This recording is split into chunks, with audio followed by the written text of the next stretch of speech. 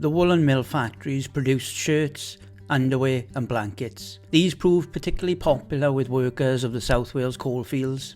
By the 1890s there were over 250 woolen factories in West Wales, with 24 in Drvach and the surrounding area. The growth of the woolen mills and the factories gave birth to a new way of life. The woolen mills remained the largest employer in the area until the 1980s.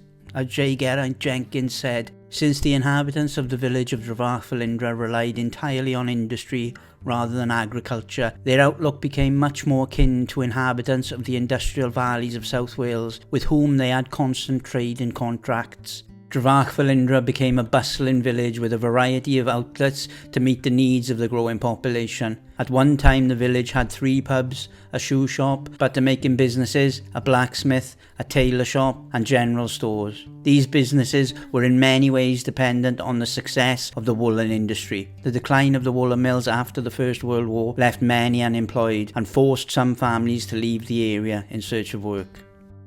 The 1880s saw a growth of unions with calls to improve working conditions. Factory workers in Drvach organised a strike in 1889 over poor pay. The strike lasted for 17 weeks. After the strike, the Carmarthen Journal, a local newspaper, suggested ways of developing better working relationships between owner and worker. The journal encouraged the mill owners to invest in their workers' education and support building a reading room. In 1890, a reading room was complete. 520 men and women weavers from the parishes of Llangollen and Penbor formed a labour union in 1900.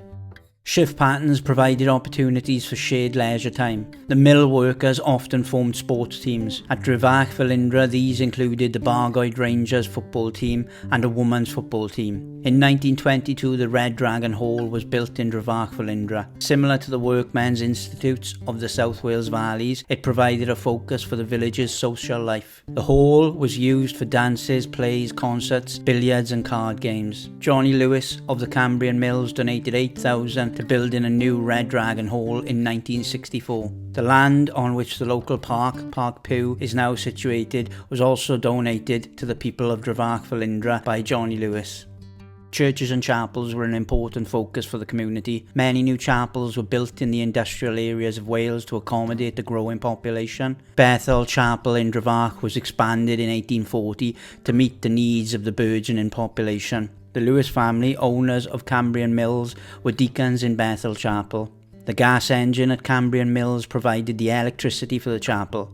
Wealthy mill owners often invested money in their places of worship. Religion was viewed by some as a means of maintaining a disciplined workforce. Social prestige was never too far away. The choice and size of some gravestones reflected a person's standing and income.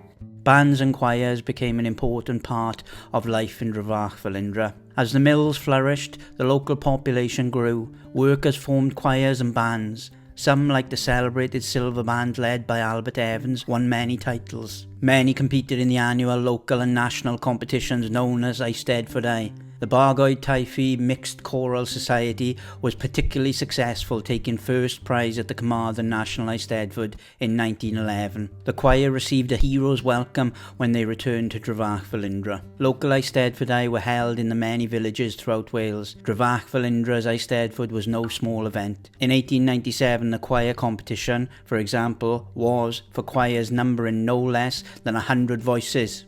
The uniforms of the soldiers were made of flannel during the First World War. The factory mills at Drvach worked 24 hours a day to keep up with orders for flannel from the War Office. This new demand brought back prosperity to the area. During the Second World War, American soldiers were stationed at Drvach. Some disused factories were used as barracks. The American GIs are remembered fondly by the community for giving gifts of chocolate to the local children. A prisoner of war camp was established in nearby Helsllan for Italian prisoners. They were sent to work in the local community. They turned one of the camp huts into a chapel and used dyes from the woolen mills to paint frescoes on the walls.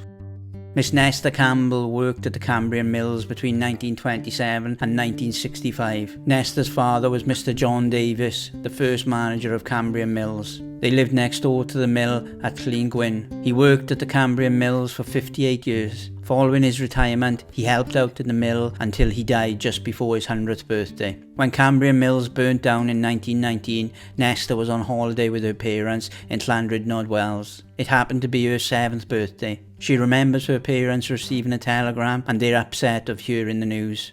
When they returned to Drefach Felindra, the apples on the apple tree in their garden had cooked in the heat of the fire. When Nesta worked at the mill, there were around 80 people working there. She worked in the sewing room and carried out mostly piecework. By the age of 18, she was sewing aprons and belts, and then spent 10 years in the cutting room and was put in charge of the sewing room.